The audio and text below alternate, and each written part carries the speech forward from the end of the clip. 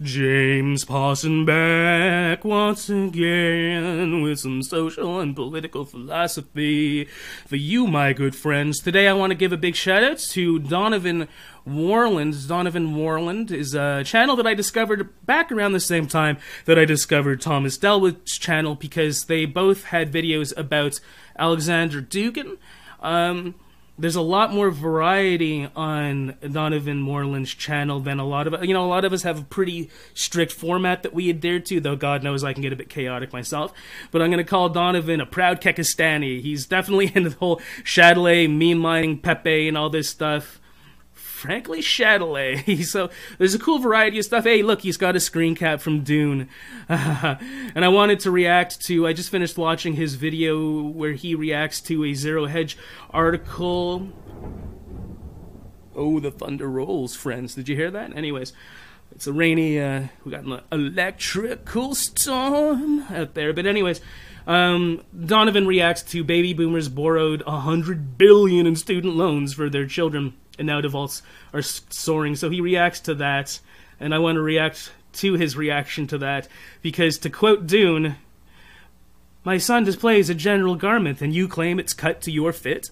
Yeah, I can see the general garment being spoken about here by Donovan, and being spoken about by Zero Hedge, and it is cut to my fit, or at least I perceive it to be. But just before I get too much into my reaction to that, and speaking about student loan debts, and the rise of the welfare state, and all these sorts of things, I want to just say a few things about this alliance, this loose confederacy. I like to say consortium. That's a word I don't think gets used enough. Consortium.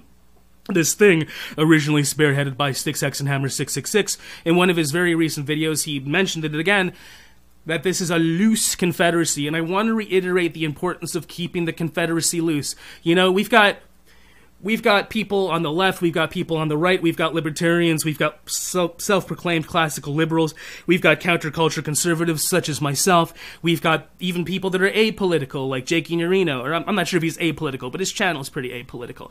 So we've got comedians, we've got scholars, we've got academics, we've got Australians, we've got Canadians, we've got Brits, we've got Americans, we've got girls, we've got boys, we've got colored people of all colors. It's great.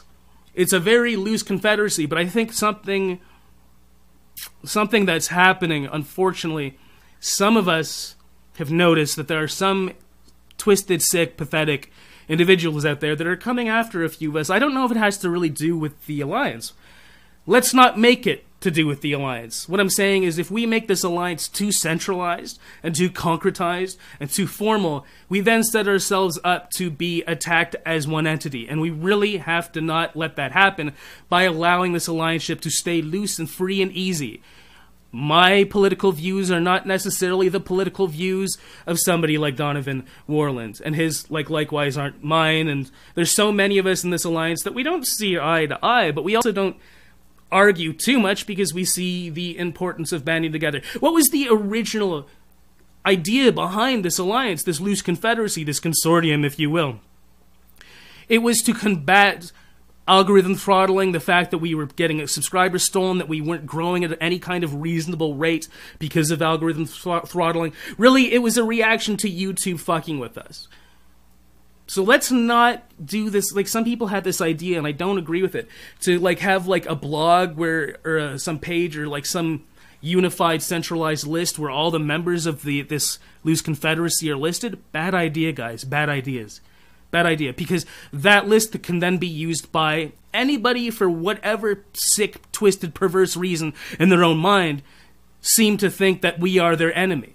And then they'll go through the list and they'll start fucking with us. I don't want to get into details, but some things have happened in the past couple weeks with my channel and some other people that I know who are very loosely content creators, who are very loosely associated with our loose confederacy, and they're getting fucked with too. There's some very strange things happening.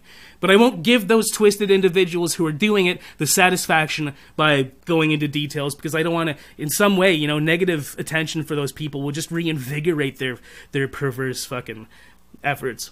Anyways, but let's talk a little bit about Donovan Worland. Again, there's a lot of variety on his channel. I believe he's a DJ. He plays a lot of music on his channel. Some of his videos are short, some are long, some are readings of academic stuff. I discovered his channel around the same time that I discovered our friend and ally Thomas Delwood's channel. because Thomas Delwood and also Donovan had videos about Alexander Dugin. Donovan gives a reading of an excerpt from a chapter of an Alexander Dugin novel, book which I listened to, which was very useful. Nice, he's got the Dune. He's got the Dune screen cap there. But let's react here. This really struck home. I was listening to him reading and reacting to this thing about $100 billion in student loan debt borrowed by baby boomers' parents on behalf of their... It's weird, Donovan never really uses the term Generation X, but I'm assuming Donovan, like myself, is a Generation Xer. But no matter. Anyways, millennials and Generation Xers are swamped with debt, and a lot of that is kind of like proxy debt through their parents who borrowed money on their behalf. And, again, to quote Jessica Atreides from Dune, or to paraphrase, Donovan has displayed general garments, and I'm claiming it is cut to my fit. I want to, bring that up, but sometimes I bitch and I piss and I moan about having my 3 degrees. Haha, I know, this has become almost like a joke on my channel now, me saying that I have 3 degrees. But the thing about it is, unlike so many of my comrades at fucking university, I felt I really fought for those degrees. I didn't coast through, because I wasn't a hyper-liberal, whatever, mainstream, towing the fucking academic indoctrination line. It was very difficult for me to get those 3 degrees. And my thing is, I believed that I was actually going to finish my master's, and then, which I did, and then go on to a PhD. But by the time I finished my master's, I realized, this ain't for me. This is so much indoctrination, so much masturbatory bullshit. It took me 3 degrees to finally clue into the fact that, James, you're not going to fit in as a professor. You're simply not. This is not going to happen for me. But I know other people from my master's that coasted through, and some of them, a small percentage of them, but the ones that were really good at towing the party line and not stirring things up politically and, socially, were good at not touching any of the sorts of things that I talk about. They were my so-called friends. They do not know about this channel, or they know about it, but they willfully ignore it. They can't watch what I have to say because they're so good at self-censoring their own thoughts. They are not thought criminals, and that's how some of them did manage to go on and get... Now I think some of them have assistant professorships, though other ones are fucking out in the lurch. A good number of them. So, and like Donovan mentions as he's reading this article...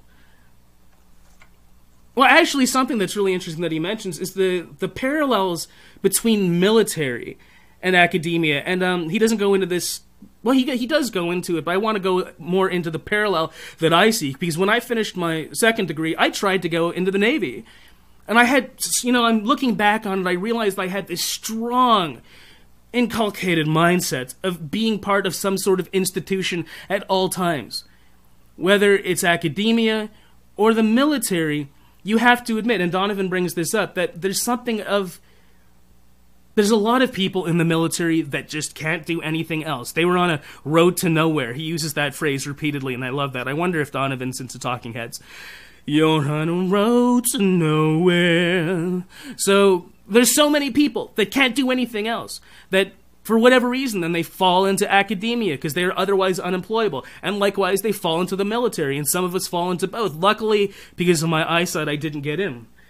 At least with the military, you're not racking up more debt. But what are you doing, what is it doing to you in terms of your authenticity as a human being when you're part of the military-industrial complex on that deep level? Because I'm glad I didn't get into the military. I wouldn't have fit in. Well, something that he's kind of mentioning, and this is worth mentioning, just like in academia, though, there's a great variety of people that are actually kind of like misfits.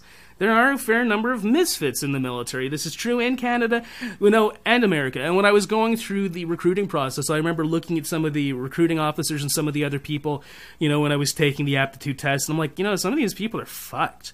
Like, some of these people are clearly psychotic or just weird. Yeah, they had to join the military because they had no other options.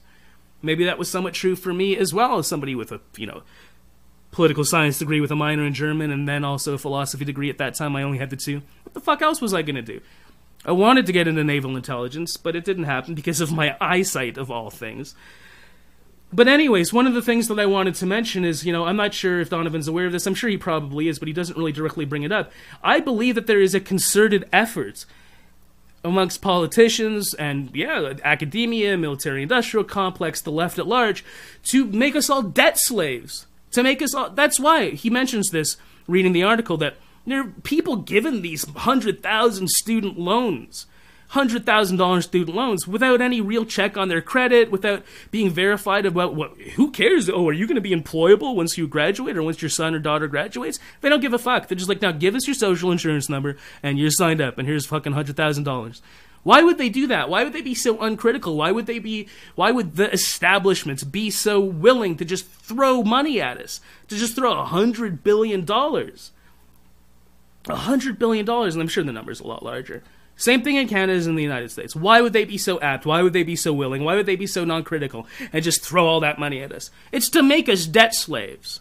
It's to make us debt slaves. And I think in some level to break our fucking spirit. You know, I look at how much debt I have. It's nothing compared to a lot of Americans. Thankfully, I guess. Still, I don't know if in my lifetime if I'll ever be able to pay it back. And a lot of you might be aware, you can't claim bankruptcy on student loans. In the United States or America. No, you can't. So you're always fucking stuck with it. You'll always have that fucking albatross around your neck. Okay, so I'm not sure if Donovan really brought this up. I'm sure he's fully aware of it. But that's one of the things that they... oh, you gotta be careful with using that to reify the entire establishment. But no, I think there is something of a concerted effort by the establishment to make us debt slaves. So that we are, at the end of the day, more or less, indentured servants. A society of indentured servants. That's what we are. We're going back to a kind of medieval feudalism almost, in some senses. That's why I always like to bring up Dune. Set in the far, far future, and yet it is a feudalistic society. Anyway, so I hope some of you... Oh, I managed to go the whole video without bringing up the color of the guy's skin. Yeah, I know, I gotta get off that. And Gavin McInnes did a great video recently. He's talking about how the Proud Boys do not let Nazis in. In my past couple of videos, I was a little bit hung up on it. You know, I know I shouldn't let these motherfuckers get to me. And, you know, people like Donovan and myself, I think we're from that slightly older generation, the Generation X, where when we were growing up, it was no thing. It wasn't a fucking thing to get hung up on. It's something rotten has happened in the past 15 to 20 years that has driven us further and further apart and established so much more of this identity politics shit. I didn't even want to bring it up. Anyways, check out Donovan's channel. I hope in the spirit of generosity and reciprocity that he'll, appreciate, me trying to get him some subs, because he's at 684. He definitely deserves a lot more. If you check out his channel, I keep forgetting to mention this though. If me or any other of the consortium, I want to use that phrase now, that word now. If me or any of the other consortium sends you to another person's channel, please do mention who sent you, why you heard about them. Because that helps build the spirit of reciprocity, if you catch my drift. Wildman77 is really good about this. I've noticed, just out of the corner of my eye, sort of, just in passing, that I'll go to other people's channels and he'll say, hey, James Possum brought me here. Thank you, Wildman, for doing that. Wildman has really got it, really gets the spirit of reciprocity and generosity, as do so many. But, going way back to that original Styx Hexenhammer 666 Alliance lists that, videos that he did back from a couple months ago, you see that some of those people are just not joining the party. There's no spirit of reciprocity or generosity on their part. Fuck them, okay? Yeah, there's a handful. I'm not going to go back and hide the video where I gave them all shoutouts or whatever, but I do regret. There's a number of them I do regret giving shoutouts because they're just, thanks for the subscribers, motherfucker. Peace. Fuck those people. Anyway, I don't want to go off on too much of a rant, but it's a little bit sad. Because some of them have clearly benefited from the alliance ship, and they're not, there's no reciprocity, which is just sad. But anyways, check out Donovan Worland, and thanks to the allies that are being good, allies. But let's not make it too formal. I think we have a good thing going as it's going right now. Anyways, thanks a lot for clicking and watching. I hope you have yourself a great day. If you haven't subscribed already, please do. There'll be many links in the description below. We'll talk to you again real soon. Have a great day. Bye-bye.